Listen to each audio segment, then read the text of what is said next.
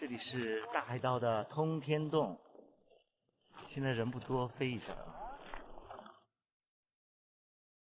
结束了在新疆的南疆胡杨林赏秋之旅，来到了哈密。这里是离哈密不远的大海道景区。如今的哈密大海道已经是新疆著名的旅游景点之一了。这里以独特的雅丹地貌和壮观的景观而闻名。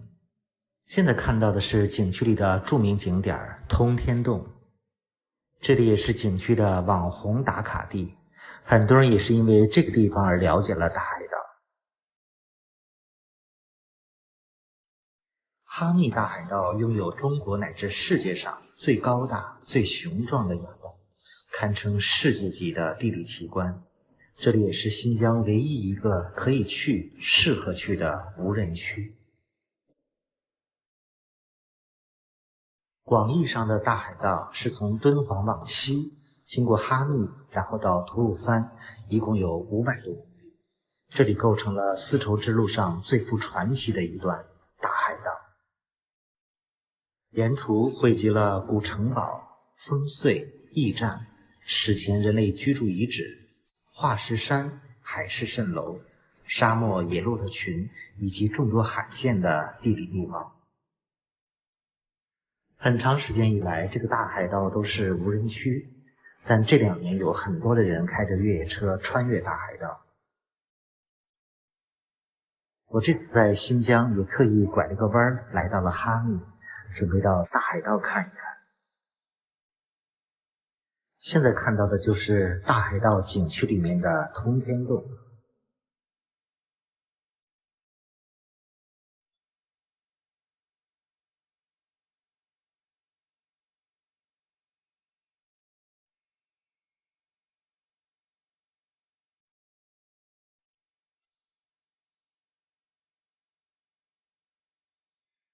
是哈密。结束了南疆胡杨林的赏秋之旅，从库尔勒坐火车来到了哈密。这是火车站旁边的宾馆，明天去大海道。外面不怎么样，里面还可以，住2晚吧，170多一晚。我这次没有约伴自驾，只是在网上订了一个哈密景区的1日游。我还第一次来哈密呢，是吧？哈密欢迎你。第2天天不亮就出发了。现在算是去新疆的旅游淡季了，去大海道的人也不多。我这个1日游的价格是600元，因为道路不好走，全程都是越野车。师傅也是一个资深的户外探险王。开了有1个多小时，现在来到了景区门口。这是大海道，还没上班的人结果就到了。这里是大海道，今天准备带大家看一看这个啊。是它的游客服务中心，还没有人呢。我们坐这辆车进去。现在这个大海道已经被开辟成景区了，有门票，自驾好像也收费。1日游是都包含了这些费用。我们这个司机导游经验非常丰富，尤其是对于大海道。他看了天气预报，说今天只有上午天气好，一定要上午多跑一些精华景点。所以上午时间我们没有在东门附近的景点停留，直接往深处进发。因为大海道里面经常刮大风，一刮就是7、8级、8、9级。进入景区的前几十公里都是这种柏油路，沿途都是荒漠，前面远远的看到一大片的神奇的雅丹地貌。我发现美景，然后我走出来的路。大海道，此生必驾。遥望远处的大海道，我们要穿越。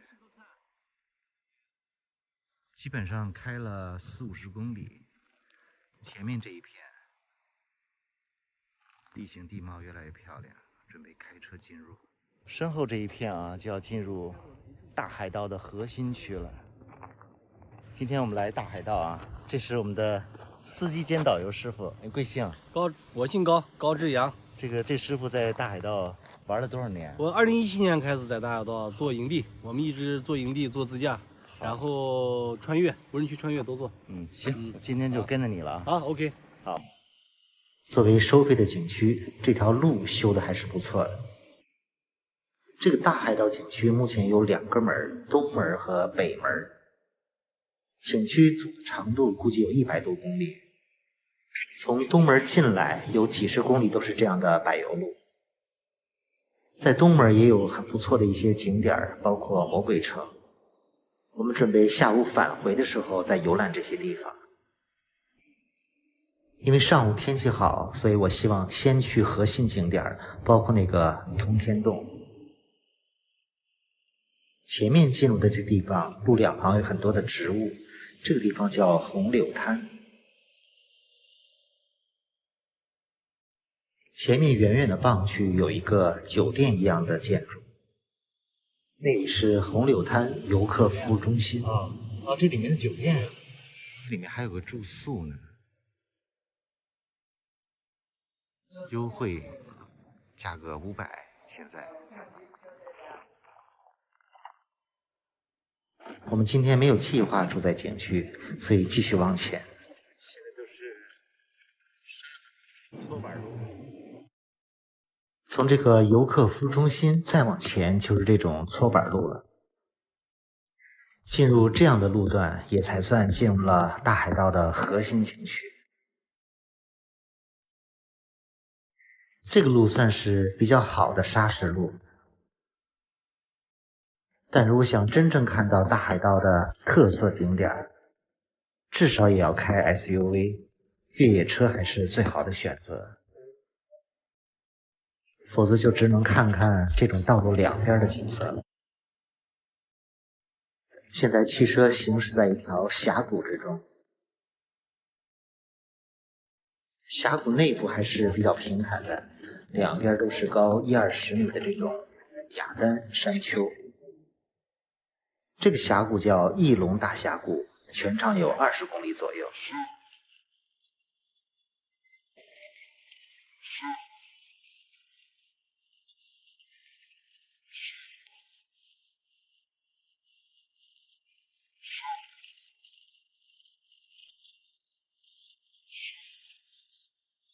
今天这个司机开了一辆皮卡车，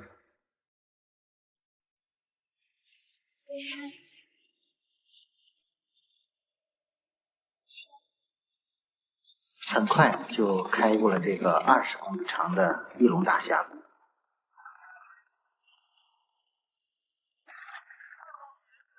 这水源地啊，中间还经过了一个小的水源地。这种要穿越沙漠的时候，有这么一片水源也救命了。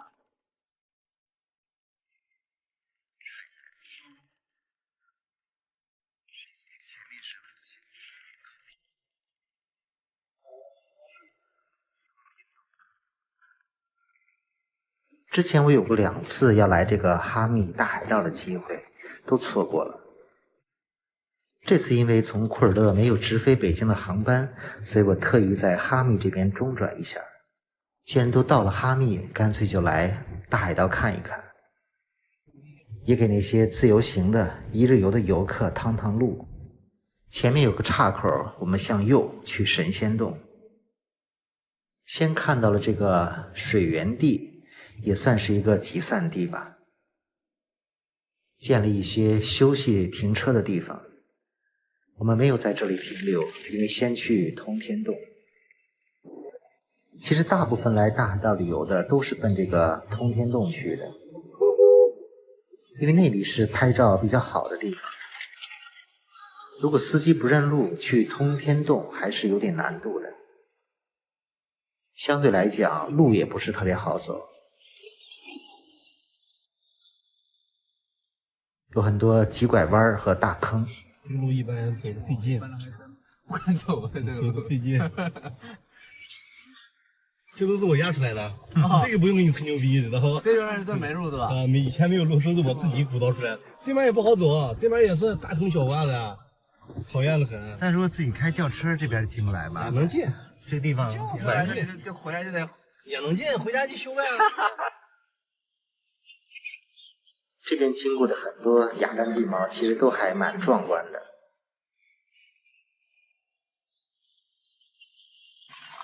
有些有特色的地点，我们一会儿再看。整个大海岛景区里，除了中途那个酒店，整个地方都荒无人烟，没有卖食品饮料的，也没有加油站。前面终于到达了我们要去的第一个景点通天洞，已经停了几辆车了。这里是大海岛的通天洞。这个地方以前叫神仙洞，其实也不算是一个洞，都是崖壁上，里面有一个巨大的空间。现在这里改名叫通天洞了。看这里巨大的雅丹地貌，一层一层的。历史上这里一定是海底，经过亿万年的演变，这里变成了如今的地貌。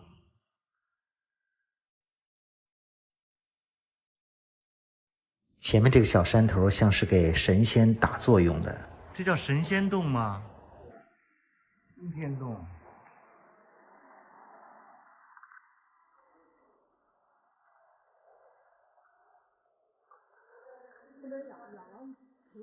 这个季节来游客不多，而且也不热。我有几个朋友是夏天来这里的，简直是太热了。哇，还有点滑呢。有点头晕了。到达了通天洞的里面。哎呦，头晕了。哇，很多人都是在这里拍的网红照片，一般都是竖版拍摄。你谁会用云台呀？会用吗？我不用。不用拿手给我拍一个。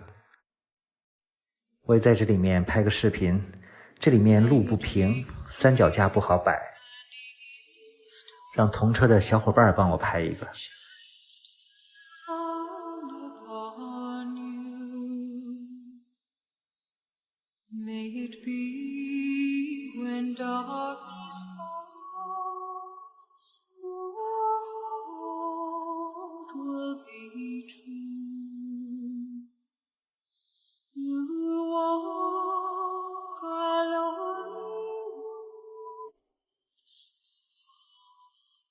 更多的人是站在这个小山头往外拍。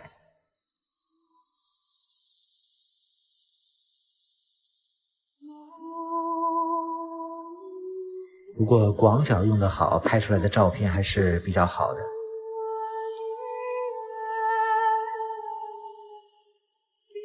横版就很难拍全，一般都是拍竖屏。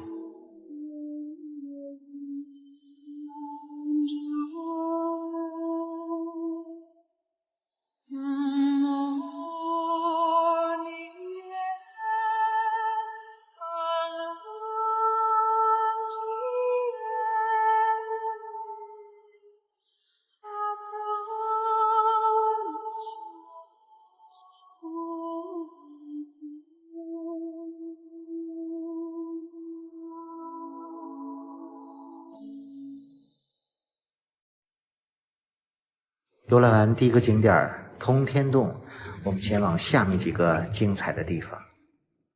正如我们司机导游预料的一样，下午开始刮起了8、9级的大风。下集给大家拍一下大海岛的其他精华景点，还有魔鬼城。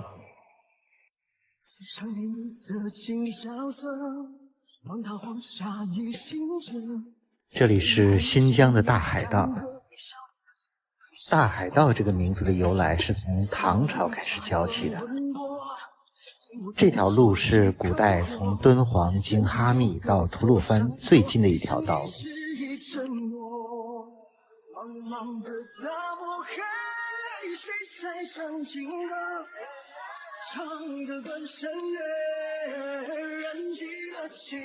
之所以叫大海盗，据考证，这个大海2个字实际上是大沙海而来。顾名思义，应该是指茫茫沙海中的一条道路。今天继续带着大家观赏一下大海道里奇妙的自然景观。离开了通天洞，司机向导带我们前往其他几个景点。右前方这个导游说像是一个海盗船，这是海盗船，实际上叫星际战舰更准确。这条路两边的雅丹地貌都漂亮，确实像是一艘战舰。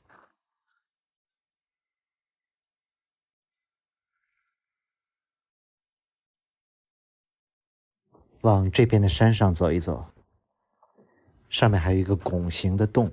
啊，上来是不一样感觉，是吧？完全不同啊！这是大海盗，这个导游司机带着到这儿来了。这个是一个海盗船的形状，但是登上这个对面的小山丘，这里很多风化的小山峰。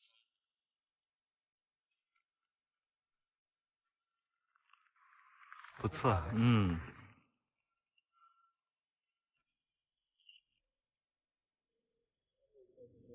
哦，来了一堆车队耶，这有一个车队。一般穿越大海道的最好都是这种组队的车队，因为很可能会出现迷路或者道路不好走的情况。这个就是5辆车的车队。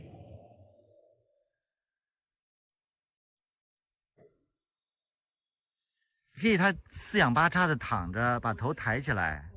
右边你说是骆驼是公鸡都行，你说左右是2只鸡，一个是躺着的鸡，一个是卧着的鸡。在大漠深处有很多这种象形的雅丹地貌。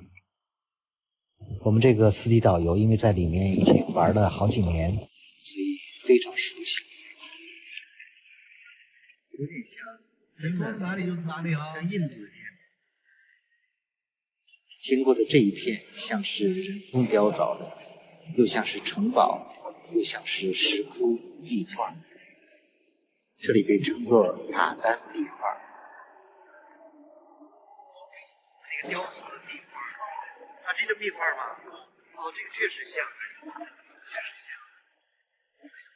真的像。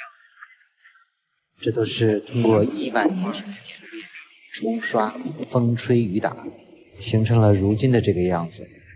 晴天一处啊，也还行，比较文明哈。现在来到的这一片，有一个风化出来的啊，高得有几十米啊，30多米。眼前的这个石柱造型有点像生命之根，在很多丹霞和雅丹地貌里很容易看到这样的造型。是吗？近距离的看一看这个造型。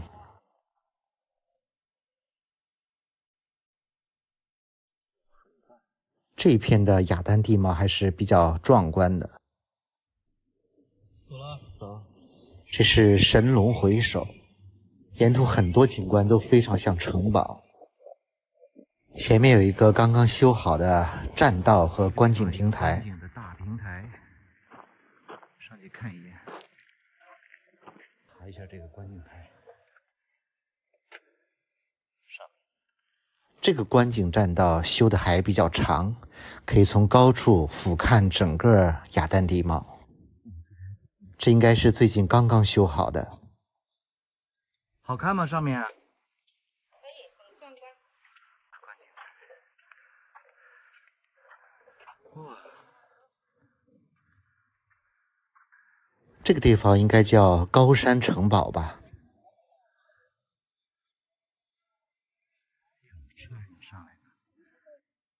很像是高大的城墙，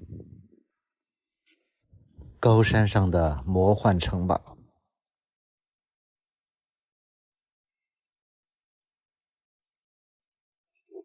海的栈道还挺大的。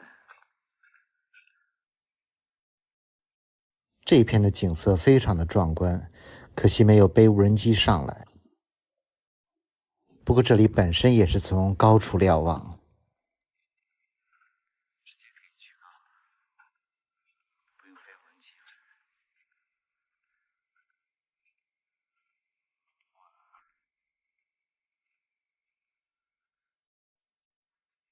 这一个很大的观景平台，极目远眺，四周都是很棒的。这算是雅丹地貌啊，风化的巨石。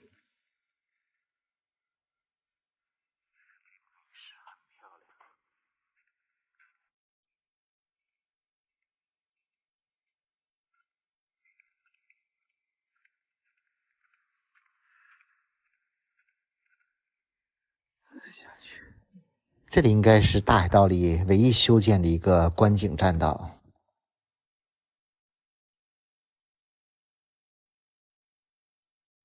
这一大片的地貌还是非常的独特壮观的。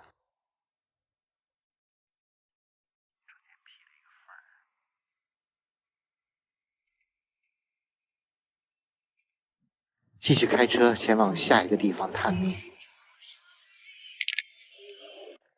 要上去可能。这个地方被称为佛塔，半山腰确实像是一组佛塔。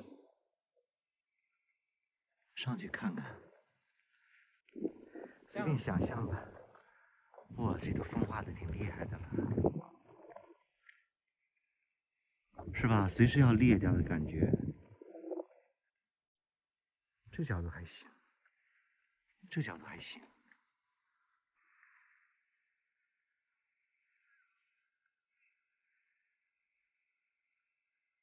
佛塔，凡是傍晚时候来都会更漂亮。乌龟爬上去之后说下不来了，是吧？真说对了，到下午这个1点多啊，真变天了。1点多开始乌云密布，刮大风了，还有好多好看的景点。山水溶洞啊，真是哎！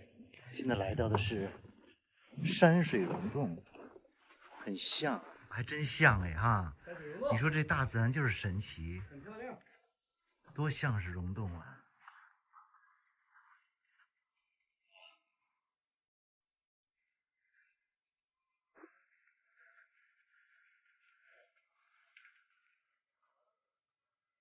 现在都已经有风了，应该来了。大哥，哎，现在他们这主要你看，刚开缝，往上走。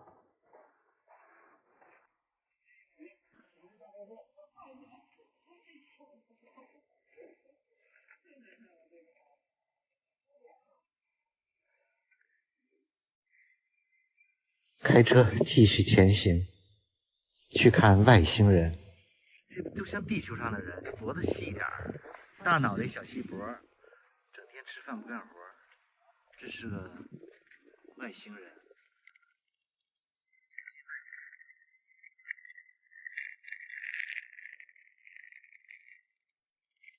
听，现在的风声是越来越大了。不知道这个外星人还能处理多长时间。我们告别外星人。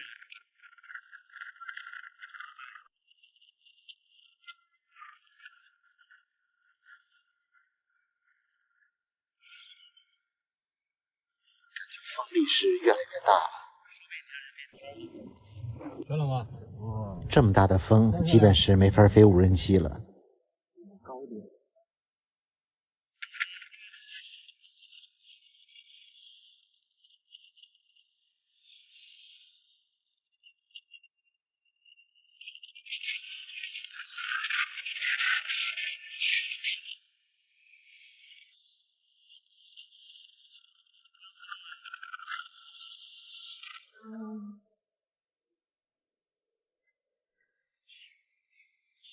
外面是狂风大作，据说大海道里每年大部分时间都是刮大风的。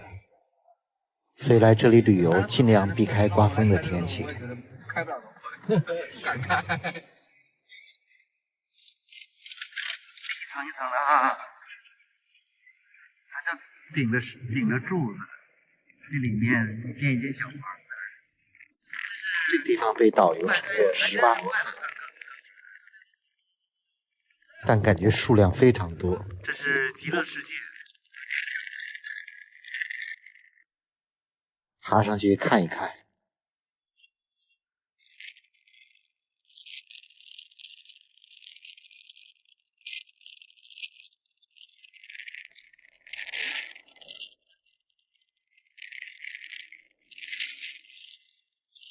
风确实有点大，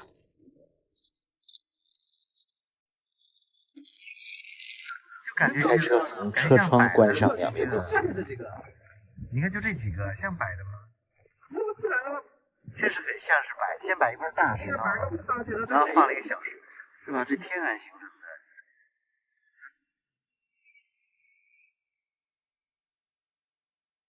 的。前面有一个水源地，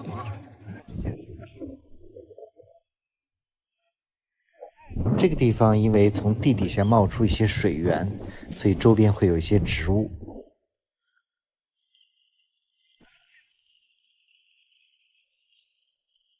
这一片应该是芦苇吧，还挺茂密的。这后面就是从地底下冒出的水。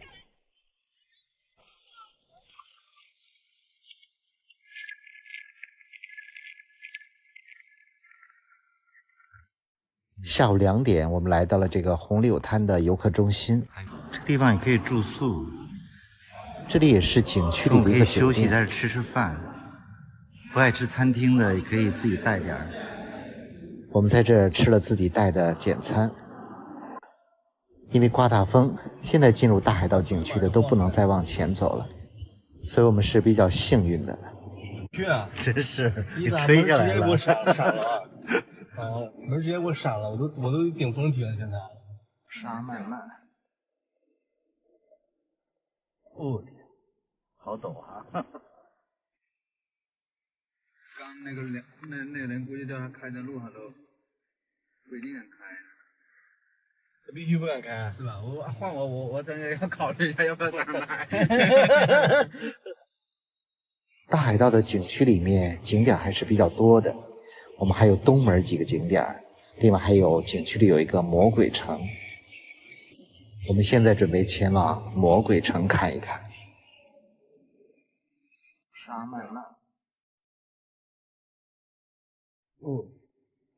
在新疆哈密也有一个叫魔鬼城的地方，这个魔鬼城也可以说在大海盗景区里面。在东门附近有个岔路，一边是去往大海盗，另一边就是去往魔鬼城的。这个魔鬼城比大海盗开发的要早一些，现在一般来大海盗的也都会去魔鬼城看一看。我们现在就前往魔鬼城。这个魔鬼城也叫埃斯开霞尔古堡，在维吾尔语中的意思就是破旧的城。这里的雅丹地貌也非常的壮观。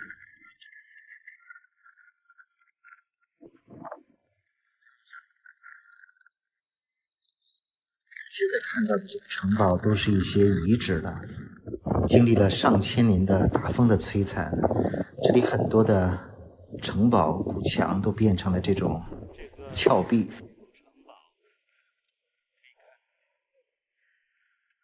这个古城堡遗址也是整个大海盗古丝绸之路中唯一能够证明有人类活动的遗址。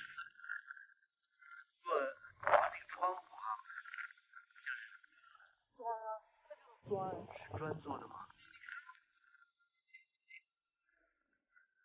很清楚的能够看到古堡的一些残骸。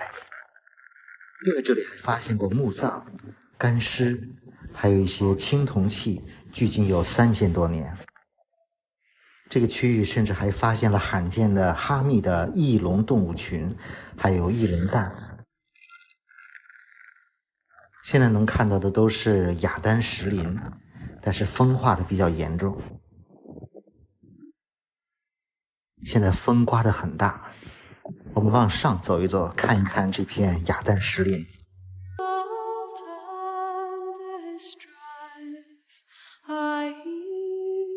因为风声太大，用音乐代替。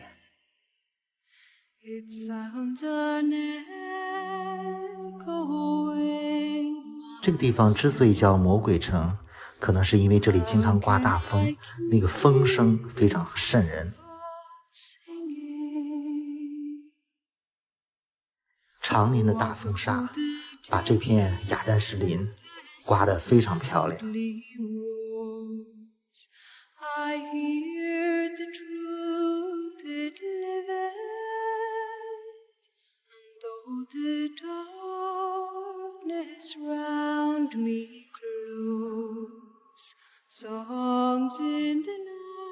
这上面你已经分不清是不是古城堡的遗址。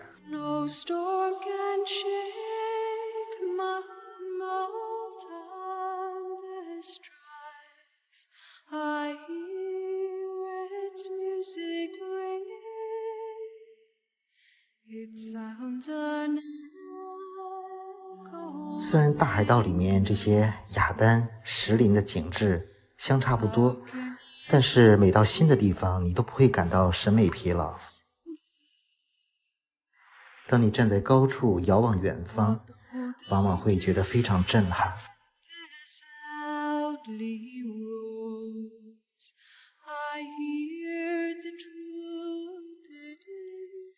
很多人会拿大海道跟其他地方的石林相比较，反正我感觉在这里真的能感受到大自然的伟大，也能够获得宽广的胸怀。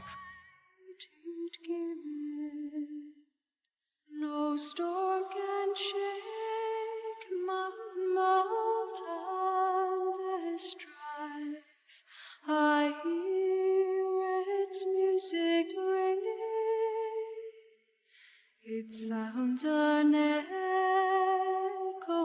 in my soul. How can I keep from singing?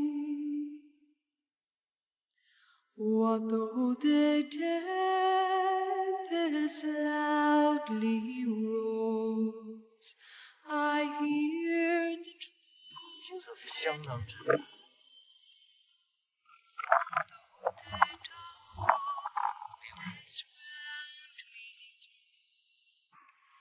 Songs in the night it giveth.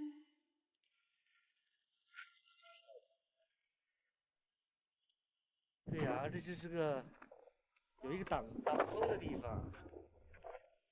对。其实这里的风相当大，那个沙子打在脸上还蛮烫的。漂亮。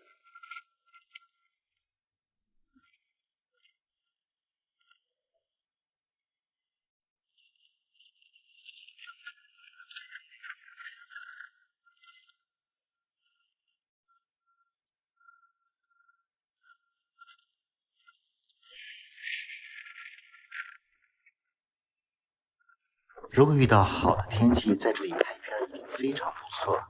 那些石林沙漠相得益彰。来这个魔鬼城，不光看下面这个遗址，最好往上爬一爬，景色非常壮观。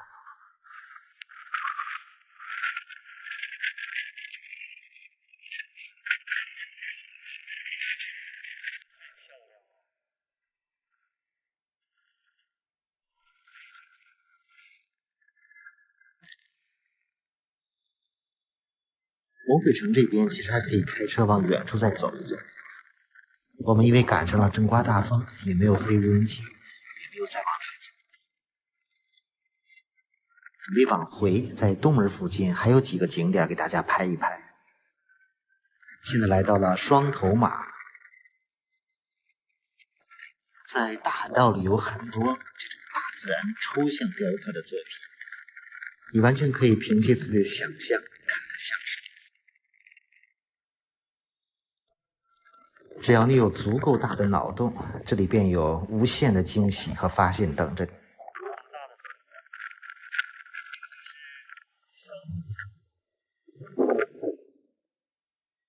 出的这个像不像双头马？一左一右。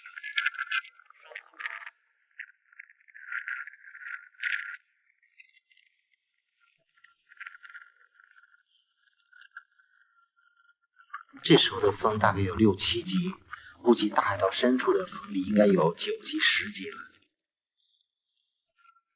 我们再去下一个景点看一看，瀚海神龟。从路边要往里走一走才能看到。前面看到的这个酷似神龟，非常像，有很强的美学欣赏价值。